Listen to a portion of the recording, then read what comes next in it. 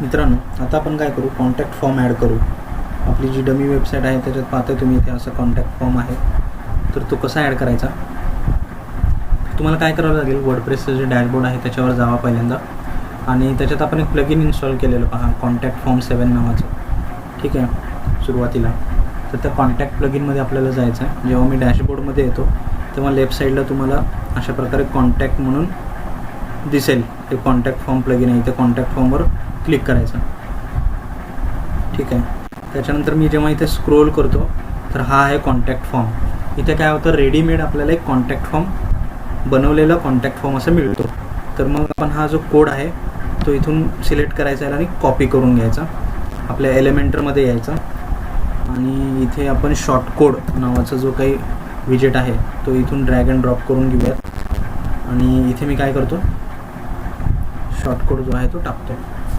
हे पहा मित्रांनो, इथे कॉन्टॅक्ट फॉर्म आपल्याला मिळालेला आहे.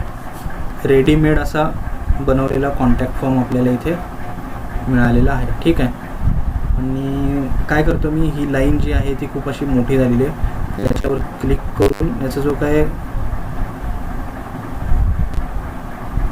वेट तर नाही करायचं आपल्याला, त्याची साईज थोडीशी काय करायची, कमी करायची. वेट बरोबर दिसतोय.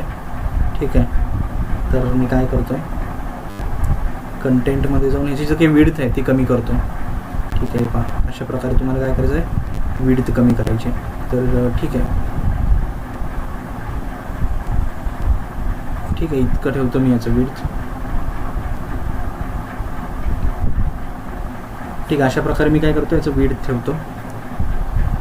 आपण कॉन्टॅक्ट फॉर्म ॲड केला मित्रांनो, ऑफिस ॲड्रेसेस ॲड केले, दोन्ही ऑफिस ॲड्रेसेस इथे ॲड केले.